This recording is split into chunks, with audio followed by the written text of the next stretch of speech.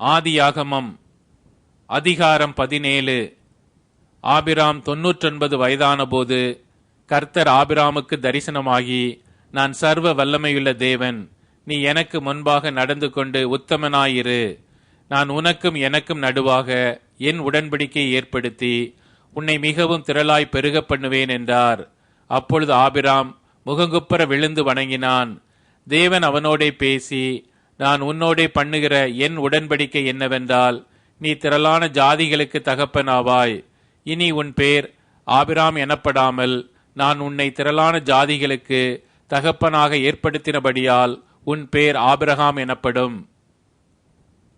உன்னை மிகவும் அதிகமாய் பலுக பண்ணி உன்னிலே ஜாதிகளை உண்டாக்குவேன். உன்னிடத்திலிருந்து ராஜாக்கள் தோன்றுவார்கள். உனக்கும் உனக்கு பின்வரும் உன் சந்ததிக்கும் நான் தேவனாய் இருக்கும்படி எனக்கும் உனக்கும் உனக்கு பின் தலைமுறை தலைமுறையாக வரும் உன் சந்ததிக்கும் நடுவே என் உடன்படிக்கையை நித்திய உடன்படிக்கையாக ஸ்தாபிப்பேன். நீ பரதேசியாய் தங்கி வருகிற கானான் தேசம் முழுவதையும் உனக்கும் உனக்கு பின் வரும் உன் சந்ததிக்கும் நித்திய சுதந்திரமாக கொடுத்து நான் அவர்களுக்கு தேவனாய் இருப்பேன் என்றார். பின்னும் தேவன் ஆபிரகாமை நோக்கி, இப்பொழுது நீயும் உனக்கு பின் தலைமுறை தலைமுறையாக வரும் உன் சந்ததியும் என் உடன்படிக்கையை கைக்கொள்ளுங்கள். எனக்கும் உங்களுக்கும் உனக்கு பின் வரும் உன் சந்ததிக்கும் நடுவே உண்டாகிறதும் நீங்கள் கைக்கொள்ள வேண்டியதுமான என் உடன்படிக்கை என்னவென்றால், உங்களுக்குள் பிறக்கும் சகல ஆண் பிள்ளைகளும் விருத்த சேதனம் பண்ணப்பட வேண்டும். உங்கள் நுனித்தோளின் மாம்சத்தை விருத்த சேதனம் பண்ண கடவீர்கள். அது எனக்கும் உங்களுக்கும் உள்ள உடன்படிக்கைக்கு அடையாளமாயிருக்கும். உங்களில் தலைமுறை தலைமுறையாக பிறக்கும் ஆண் பிள்ளைகள் எல்லாம் 8ஆம் நாளிலே விருத்த சேதனம் பண்ணப்பட வேண்டும். வீட்டிலே பிறந்த பிள்ளையும் உன் வித்தல்லாத அந்நியனிடத்தில் பணத்திற்கு கொள்ளப்பட்ட எந்த பிள்ளையும் அப்படியே விருத்த சேதனம் பண்ணப்பட வேண்டும். உன் வீட்டிலே பிறந்த பிள்ளையும் உன் பணத்திற்கு கொள்ளப்பட்டவனும் விருத்த சேதனம் பண்ணப்பட வேண்டியது அவசியம். இப்படி என் உடன்படிக்கை உங்கள் மாம்சத்திலே நித்திய உடன்படிக்கையாக இருக்க கடவது.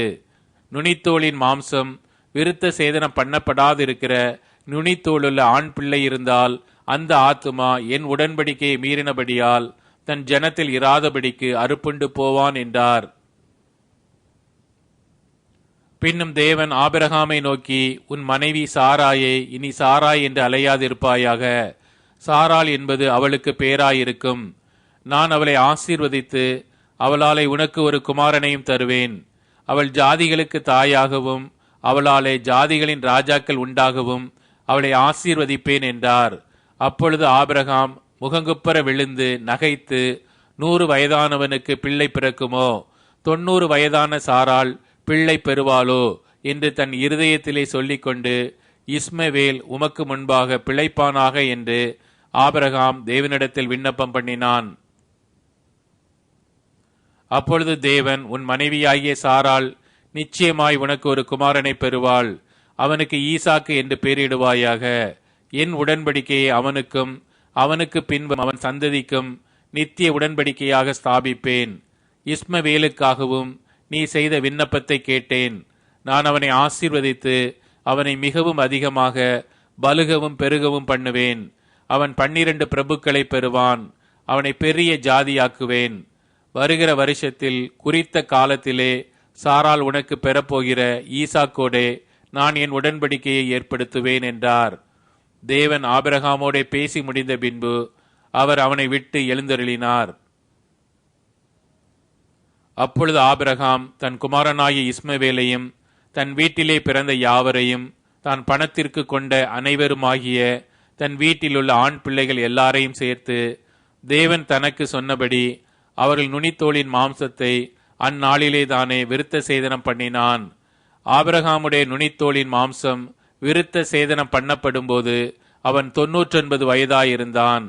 அவனுடைய குமாரன் இஸ்மவேலுடைய நுனித்தோளின் மாம்சம் விருத்த சேதனம் பண்ணப்படும் போது அவன் 13 வயதாயிருந்தான். ஒரே நாளில் ஆபிரகாமும் அவன் குமாரன் இஸ்மவேலும் விருத்த சேதனம் பண்ணப்பட்டார்கள். வீட்டிலே பிறந்தவர்களும் அந்நியரிடத்திலே பணத்திற்கு கொல்லப்பட்டவர்களுமாகிய அவன் வீட்டு மனுஷர்கள் எல்லாரும் அவனோட கூட விருத்த சேதனம் பண்ணப்பட்டார்கள்.